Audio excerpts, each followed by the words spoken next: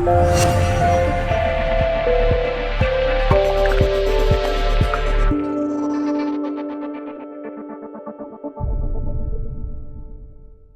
some reason you did, Aquarius. Or those dark people. And then Aries is two-side story. It's, okay, I'm going for dark people, and I'm over that, and I got to stop doing that, or I have really great people, and then I go dark on them. It's like, what the fuck? All right, let's see what's going on for the Aquarians out there.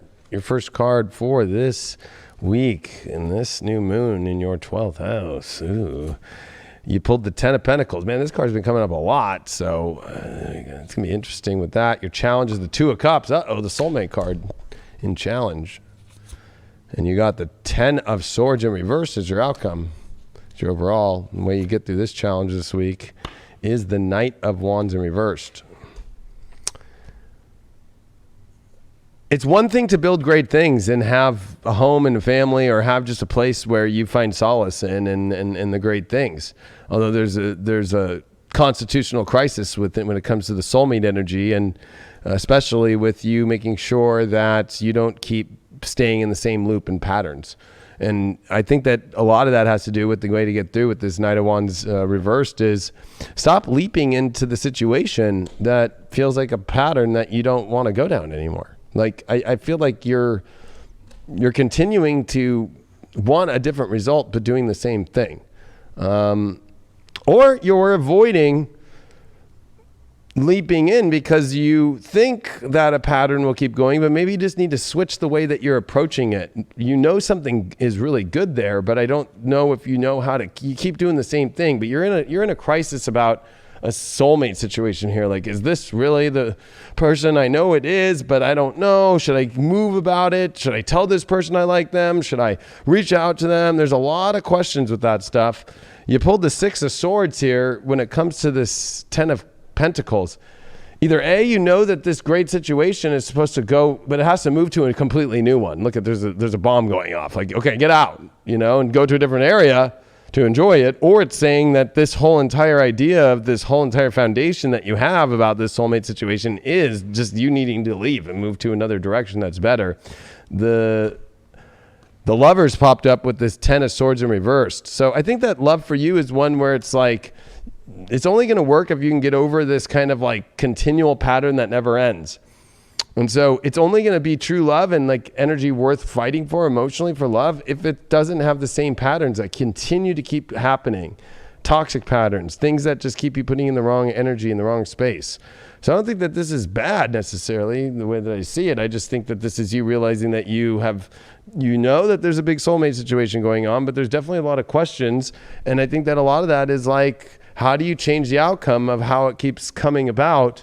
Well, it's about approaching it completely differently. Also, maybe the idea of what the foundation of it is, moving it and understanding where it's going, and making sure that you're not doing the same approach, or, really going for the love that you really want that doesn't have patterns, or maybe, you have to look at maybe the love doesn't go the way you want to because of the patterns that you're holding within yourself or the patterns of your partner. Although it's a reverse, so it's your own internal ones here. I would say that, you are causing the love to not be the disco dance party that you want. You did pull the Moon card, so it is very heavily emotional and subconscious emotions, and this could also be like projecting emotions onto others, and so forth. It's very sensitive too. This is a very sensitive card, the Moon Soul card. I mean, this is really looking deep at your own emotional issues and soul situations and foundational and family issues and so forth that are kind of reaching out into, and even your habitual patterns and so forth. And when it comes to your sexy time, you pulled the 5 of Cups in reverse. So I think that, sexy time for you might be getting yourself out of sorrow, or a way to heal your pains and sorrow. I think that that's a good thing. Five of Cups definitely is a sorrow card, but at least we got it reversed here. Although, it's still connected to sorrow. So, you might be afraid, even though it might make you feel better at the time, then it might go back to sorrow again. So be careful of that. But at the same time, be prepared in knowing that if you're going down that road. You did pull the 6th house North Node in Cancer. Yeah, I got a feeling you pulled the Moon card. there's a lot here, especially with the Two of Cups and the Lover's card. I think that, yeah, it's time for you to figure out the specifics of what you need emotionally and how you want that to look. And if it's looking that way, then it's going to be comfortable and good. If it's not looking that way, you need to make adjustments, or you need to be more critical and make changes. And that Six of Swords popped up too, saying like, this needs to move to a new direction. You need to move to another side, or you need to move on too. Yeah, we have to continue to elevate. You know, it's strange. Even though we know that situations or people are like these tendencies that they have are not healthy for us in the long run, we kind of revert back to them just because we know it, because we've already lived it and experienced it. It doesn't matter if it's detrimental to us. It's still that comfort zone for some reason. It's strange.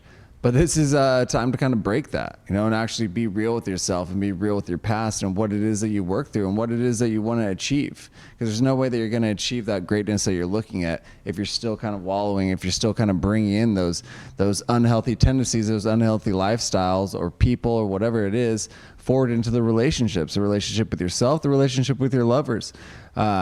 So it comes down to being real, you know, and what it is. Are you going to unload that shit in the past and leave it there? That's going to be the most beneficial to you. Yeah, because whatever is going to be beneficial to you is going to be beneficial. It's not going to be a repetitive pattern that continually makes you feel like you're beating your head like in a cartoon, like against the wall. And that's not too beneficial. It doesn't feel good either. No. And I know being an Aquarius, you like to be a little kinky and different, but I don't know if you want to just keep like beating your head against the wall. Or Aquarians are really weird. There's the detachment thing that goes on for a long time. And so what are you doing? Is it beneficial for you to be detached or to continue to play the game and figure it out? Maybe this is you getting over your patterns of always detaching yourself, blaming it on many different things, maybe the other person, maybe yourself, whatever you want to blame it on, but it's always an excuse to kind of stay out of the game and or try to keep things on ice. I think that you got to stay away from keeping things on ice. That's part of the problem. Progression.